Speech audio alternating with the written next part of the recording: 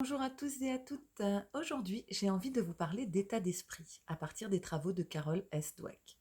Carol Dweck pense que nous sommes bien sûr tous différents, mais elle pense aussi que nous avons tous une capacité commune, c'est de pouvoir changer, se développer, évoluer. Comment? Eh bien en se connaissant mieux. D'ailleurs, j'ai une question.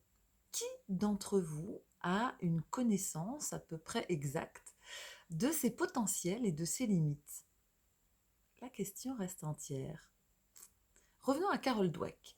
Carol Dweck pense qu'il existe deux fonctionnements au niveau des états d'esprit qui nous amènent à voir le monde avec certaines croyances.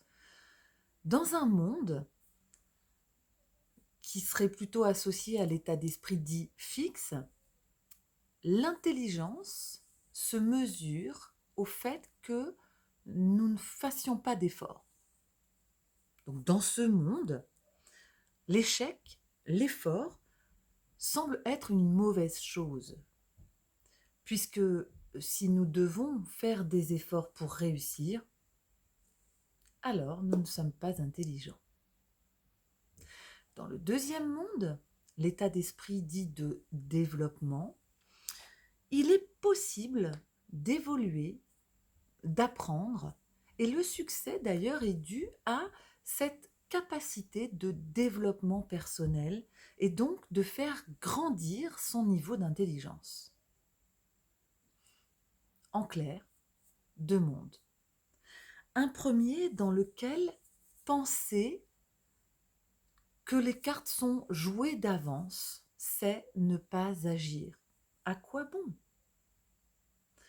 Ce que souvent d'ailleurs nos adolescents, nos jeunes inscrivent en eux lorsqu'ils sont confrontés à l'erreur et qu'ils associent cette erreur à ce niveau d'intelligence potentiel.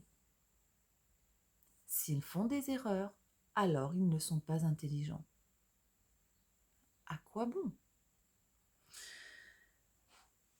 Pour les uns, la perfection est synonyme d'intelligence et il n'est pas possible d'agir dessus. Pour les autres, au contraire, penser qu'il est possible de se développer et même parfois au-delà des possibles, c'est penser que l'on construit son intelligence pas après pas, apprentissage après apprentissage et erreur après erreur. Et c'est donc ce qui va conditionner notre capacité à agir pour nous développer, changer. Nous en avons tous la capacité, mais en avons-nous tous l'état d'esprit? Et vous, dans quel état d'esprit êtes-vous là, maintenant? On en parle?